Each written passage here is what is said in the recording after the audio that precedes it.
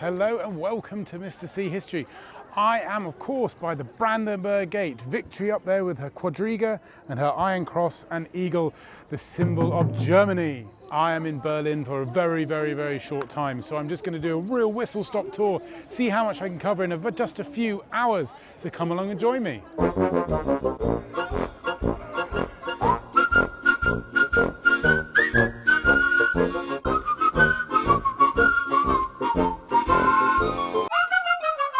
This is the dome of the Reichstag, or the Bundestag as it's actually officially known now, the seat of parliament for Germany. And it's it's this very modern sort of new dome-like structure with a cascade running down the middle, designed by British architects Norman Foster in 1999.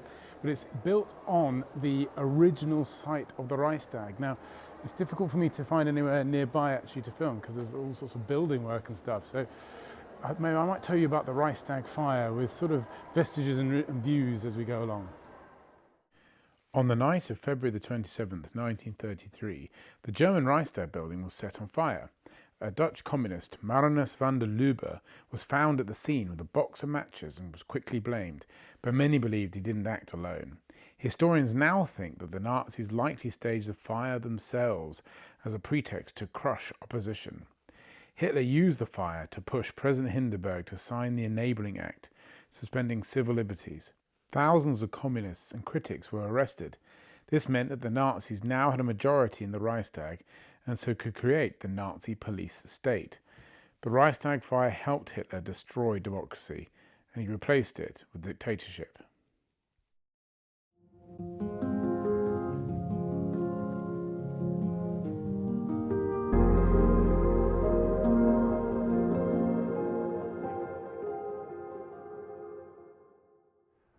This is now known as the Topography of Terror, and it's a very modern building, but actually was built on the site of the former headquarters of the Gestapo, the SS, the Reich Security Office during World War II, during Nazi Germany. Between the years of 1933 to 45, the Gestapo, the main secret police of Nazi Germany, was held here, and it's right in the middle of governmental Berlin. All these huge grand buildings that made up the Chancellery and other parts of the machine of the Nazi government were based here.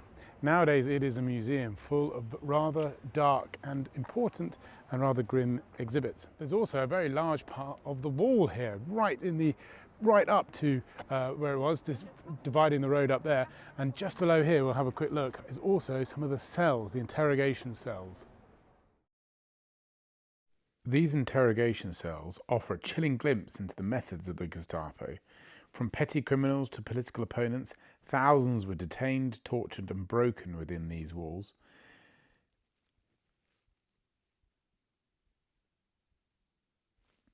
Inside the museum, harrowing exhibits reveal the full scale of Nazi brutality inflicted on those they labelled undesirable, including Jews, Romani people and countless others. Today the museum is a quiet, sobering space, dedicated to remembrance and to warning.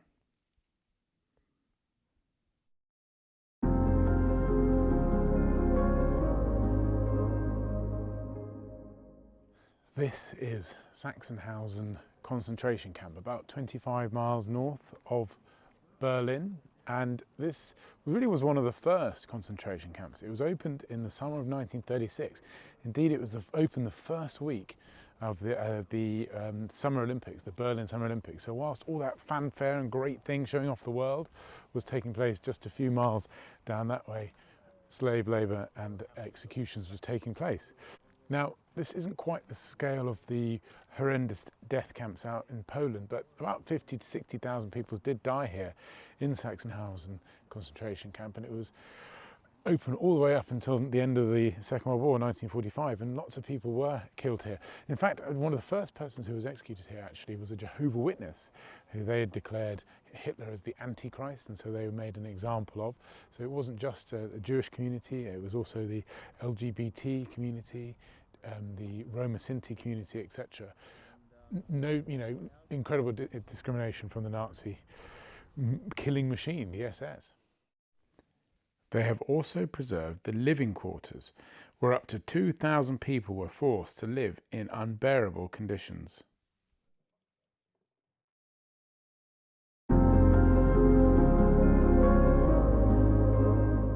other key group of people who were killed here were Soviet prisoners of war, about 10,000 of them, including Joseph Stalin's son Jacob. He was killed over in the fences just over there, either lined up, shot against the wall, or I think there was some suggestion he was trying to escape, whatever the case. And actually the story for Sachsenhausen didn't end in 1945. After liberation, this was as part of the Soviet zone, East Germany, communist control zone, and it was used as a Soviet camp for prisoners, etc., and right up to the 1950s. So the story of Sachsenhausen really carries on.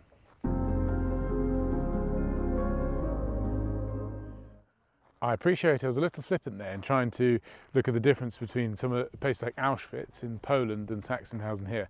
Auschwitz in Poland and other places like that, they were extermination camps where it was mechanized, whole-scale Nazi program of killing as many people as they can through the gas chambers. It wasn't quite the same here in Sachsenhausen. It was more death through work, the execution of prisoners, that sort of thing. So that's the difference. They're still both awful places, of course, but this is what Sachsenhausen is more known for. This is the memorial to the murdered Jews of Europe, or the Holocaust Memorial, consisting of thousands of concrete blocks located in the heart of Berlin. It's quite dark and impressive when you come in here. Apparently it's 2,711 slabs. And they get quite high when you come in here, and it's very symbolic. I think it's slightly symbolic of a Jewish cemetery. If you've ever been to a Jewish cemetery, lots of stones, etc., and things like that. But also, what I think is amazing about it is it takes up a huge space, this massive block in the centre of Berlin. This could be a huge office block or a main government building or something like that, or a massive block of flats, very expensive. But no, what they've decided is not make money from it, absolutely not. Have this as a shocking, massive symbol to say, look, here is the memorial.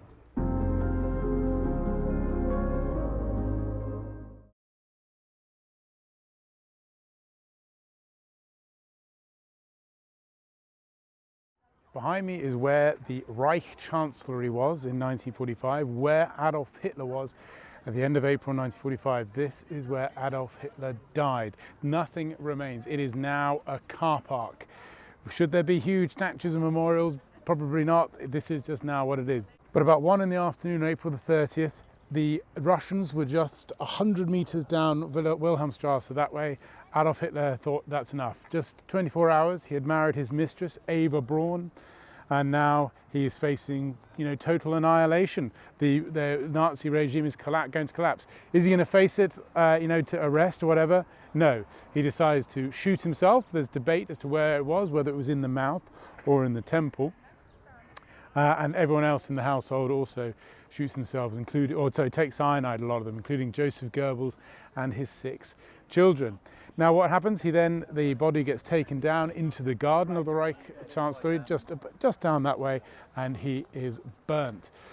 Eventually, just a few hours later, the Russians come bursting in, trying to find him. They find nothing. They find quite a few human remains. And what they believe they find is his jawbone, and they get it identified as this was Adolf Hitler's jawbone. Is this him? Well, we have no reason to believe it wasn't him, but also this is the Soviet Union. They were desperate to improve what they found, so, a bit of debate maybe.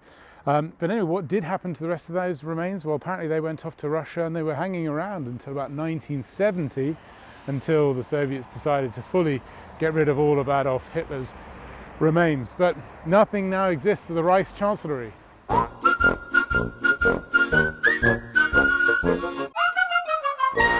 This is the Allied Museum, deep in the western suburbs of Berlin, and this is a good place to talk about what happened to Berlin after World War II, after the defeat of the Nazis. Well, when the Nazis left, the Allied powers, which were the Soviet Union, Britain, France and America, they came in to rebuild Berlin. And actually they divided the city, like they did with Germany, into those 4 groups.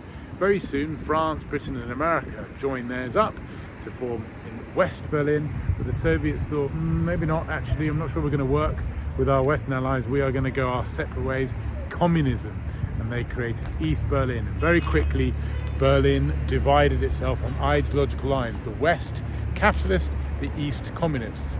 Bad news for West Berlin as well is that the rest of it, all around Berlin, Brandenburg and that area, became known as East Germany, communist state.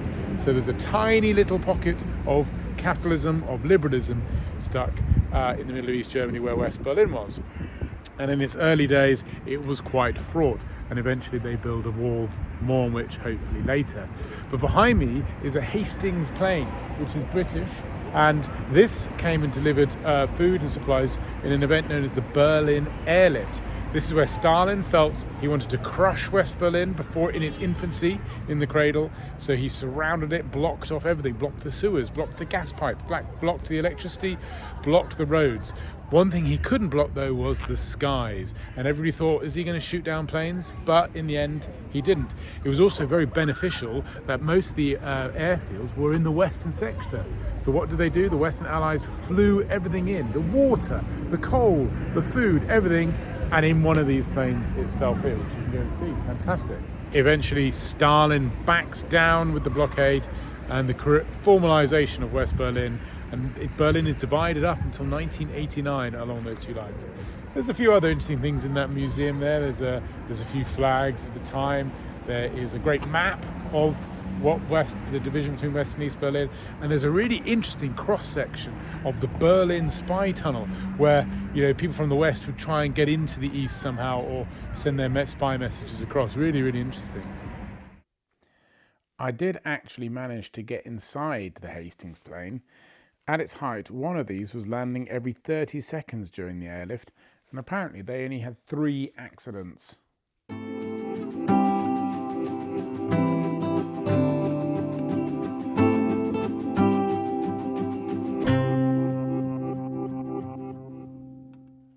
This is Bernaustrasse, where they have one of the best preserved bits of the Berlin Wall.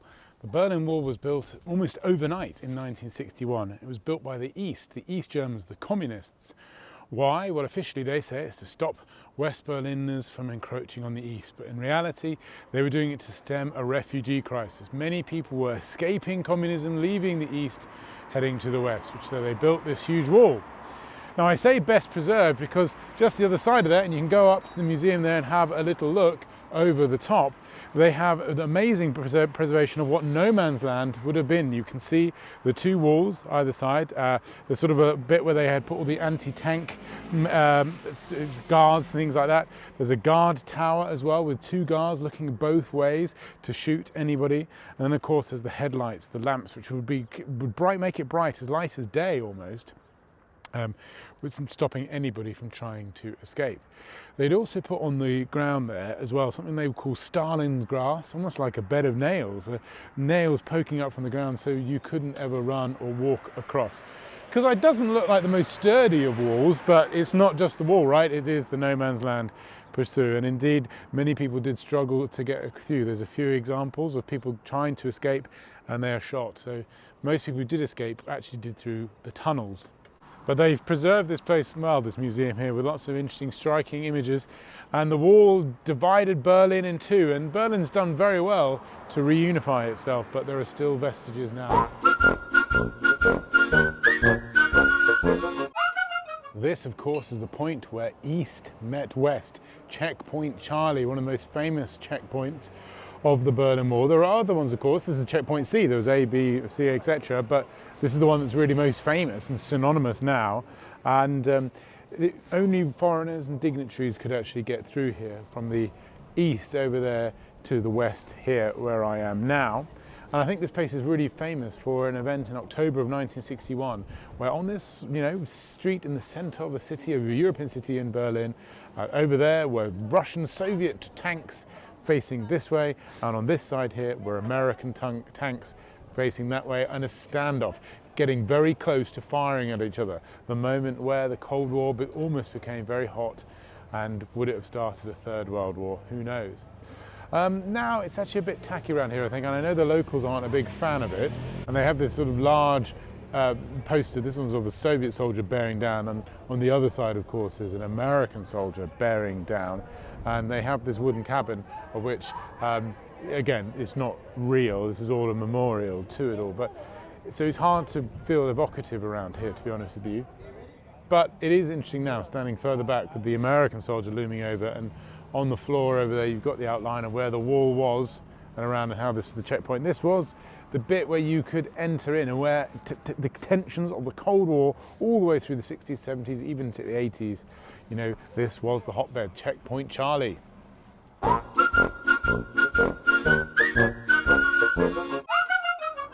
This slightly nondescript modern building here is the DDR Museum, just in the shadow of the ringing bells of Berlin Cathedral. And this is an absolute must. I thoroughly recommend this place. It is brilliant. This is the museum of what we knew as East Germany, communist East Germany.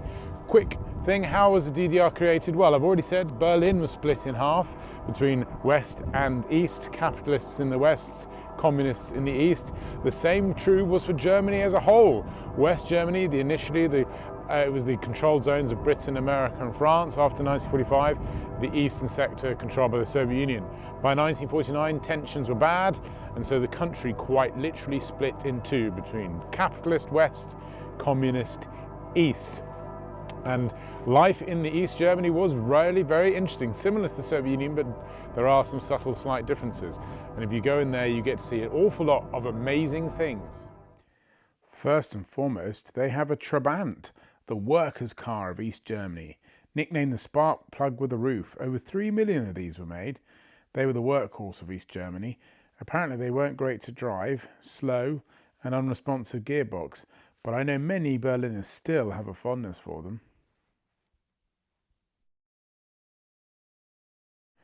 They also have the limousine of Erich Honecker, who was leader of East Germany in the 1970s and 1980s.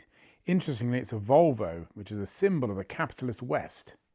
The real highlight of the museum, though, is the East German apartment with its wonderful wallpaper. They have a bedroom where you can try on the fashions of the day, a good communist bathroom, and in the kitchen, a fantastic fridge complete with socialist lemonade. The living room was great, with this amazing drinks cabinet, very full there, and a stereo which I'm fairly sure my parents still have, and lots of kids' programs on the TV. There is also an alarming lift experience which moves and the electricity cuts out, something that happened quite often apparently.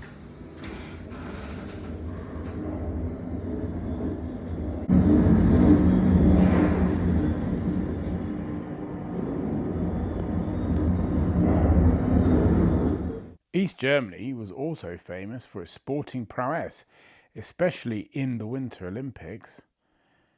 And of course football. This is the very ball from the 1974 World Cup match between West and East Germany, which extraordinarily East Germany won 2-1. And of course the most significant historical event is when Bruce Springsteen visited East Berlin in 1988. The darker side of East Germany is also addressed, with a Stasi prison cell and an interrogation room. The Stasi were the secret police, and they had a stranglehold over the country, torturing and imprisoning thousands of people. So there you go, Berlin in such a short period of time. I hope you enjoyed that. Let me know what I've missed. I've got to come here again.